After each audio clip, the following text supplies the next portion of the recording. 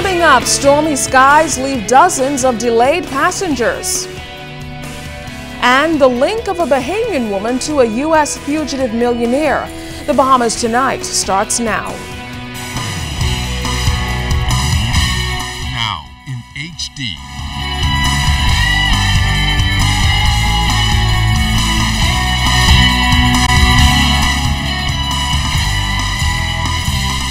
ZNS Network presents The Bahamas Tonight. This portion of the news brought to you by BTC Every Day. Good evening, everyone. I'm Keishla Adderley. Thanks for joining us tonight. Well, severe weather hovered over parts of the Bahamas for most of the day today as adverse conditions over Florida moved into the Bahamas. Under severe thunderstorms warnings were Grand Bahama, Central and South Abaco, Bimini, the Berry Islands, New Providence, Exuma, and Eleuthera. The Department of Meteorology explained in its most recent warning issued at 4:50 this afternoon that satellite imagery showed a cluster of strong thunderstorms and moderate to heavy rainfall, which we're still experiencing now here in the capital. Joining us with the latest is meteorologist Greg Thompson. And Greg, obviously the system quite the rainmaker, 3.5 inches falling in New Providence in just a few hours. Tell me which areas are still being affected. Yeah, that's little over 3 inches unofficially at the airport, and as you mentioned, rainfall still being experienced out there. But we did have a strong cluster of thunderstorms moving off Florida, all associated with a prefrontal trough that is moving into the northwest Bahamas. Actually moved into Grand Bahama, Bimini, and the Berries and Abaco earlier today. It is now swinging through New Providence and moving towards Eleuthera. We had severe thunderstorm warning posted for the extreme northern islands, Bimini, Grand Bahama. You notice the watch box across Florida. All of that moved towards the east and affected the extreme northern islands, as I mentioned, Bimini, Grand Bahama, Abaco, and the Berries.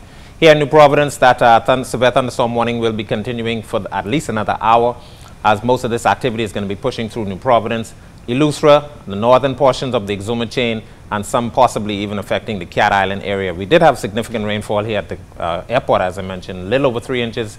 We didn't get any reports from Grand Bahama, but I'm almost certain they probably had just about that amount of rainfall earlier this morning. Keishla? All right, thanks a lot, meteorologist Greg Thompson. We'll get back with you later on. Thanks, Greg. In other news, a Bahamian woman linked to accused child molester Looms Wheeler is facing charges in the U.S. after allegedly assisting the millionaire fugitive. This according to international reports. Investigators in the U.S. said U.S. Marshals received a call from 44-year-old Patrice Smith Bullard on Sunday, indicating Wheeler had contacted her asking for help.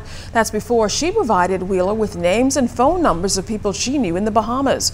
Wheeler also told drug enforcement agents that Bullard helped him leave Osceola, Florida by driving him to Miami and providing him with a hotel room until an unidentified male took him by boat to the Bahamas. Bullard was arrested Thursday in Fort Lauderdale, where deputies said she was attempting to catch a flight to the Bahamas. Bullard, who lives in Windermere, has been charged with accessory after the fact and was also booked into the Osceola County Jail. Wheeler, meantime, was denied bond after being captured in Eleuthera Monday. He reportedly claimed he came to the Bahamas because he needed a vacation and that he went fishing while he was here.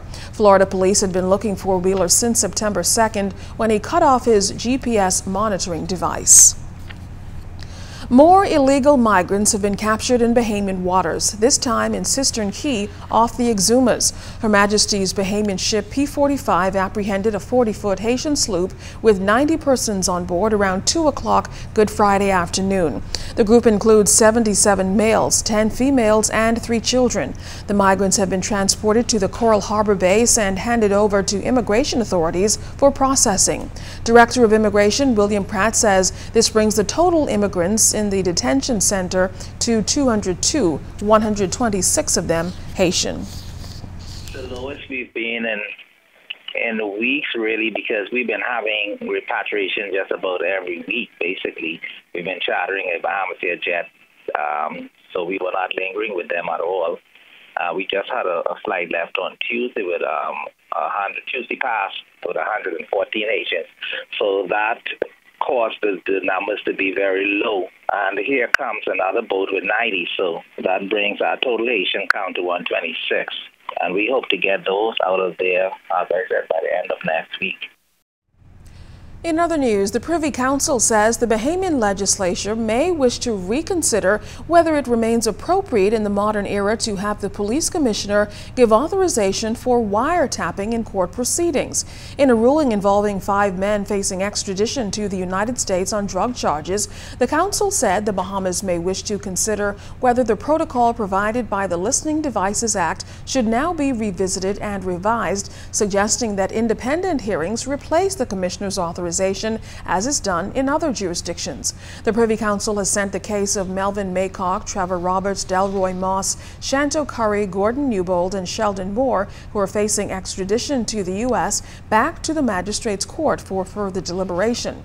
Their lawyers argue to the London-based council that authorization from the police commissioner for wiretapping may not be constitutionally sound. However, the case has since being referred to the Privy Council, been taken to the Supreme Court, and the presiding magistrate, Carolita Bethel, appointed to the Supreme Court. Nonetheless, the lawyers involved will report to Supreme Court Justice John Isaacs for further instructions. Police investigating several overnight shootings here in the capital. In the first incident, a woman is left nursing wounds in hospital. Police say a man and woman were about to enter a black Honda vehicle on Gibbs Corner around 2 o'clock this morning when a male armed with a handgun fired several shots and fled on foot. The male victim was shot in the leg and the woman shot in her left side. Both victims were taken to hospital where the man is detained in stable condition and the woman in serious condition. Police seeking the public's help in solving a stabbing incident which has left another woman hospitalized. According to reports, around 2:30 this morning, the woman was at a local bar on Nassau Street when she got into an altercation with a group of women who stabbed her about the face and body. She was taken to hospital where she is detained in stable condition tonight.